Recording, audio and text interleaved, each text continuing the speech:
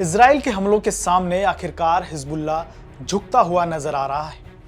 वो हिजबुल्लाह जो कभी कहता था आखिरी सांस तक लड़ेंगे, अब कह रहा है हम बात करने को तैयार हैं। मध्य पूर्व की तपती जमीन पर एक बड़ा भूचाल आता दिख रहा है।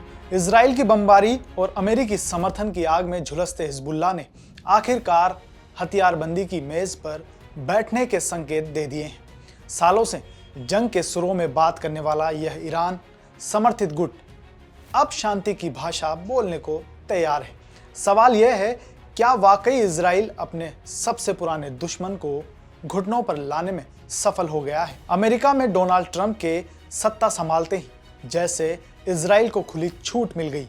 गाजा से लेकर लेबनान तक आसमान इजरायली जेट्स की गरज से गूंज उठा।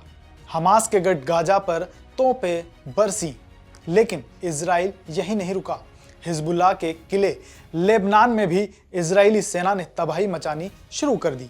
कभी आखिरी सांस तक लड़ने की कसम खाने वाला हिजबुल्लाह अब हथियारबंदी पर बात करने को तैयार है।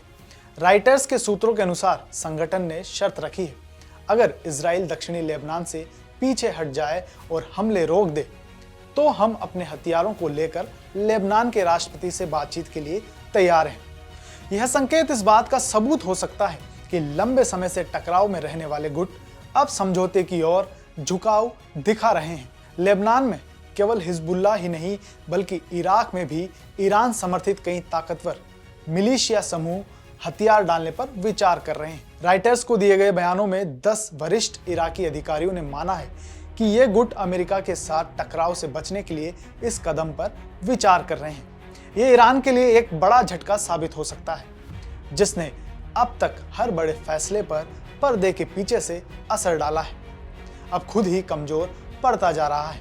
अमेरिका समर्थित राष्ट्रपति जोसेफ ऑन, जिन्होंने हाल ही में लेबनान की सत्ता संभाली है, शुरू से ही देश के भीतर हथियारों पर राज्य का एकाधिकार स्थापित करने की बात करते रहे हैं। उन्होंने सत्ता में आते ही ऐलान किया था, अब लेबनान में सिर्फ एक बंदूक चलेगी और वो होगी सरकार की। शायद आज हिजबुल्लाह उनके इस ऐलान को गंभीरता से ले रहा है।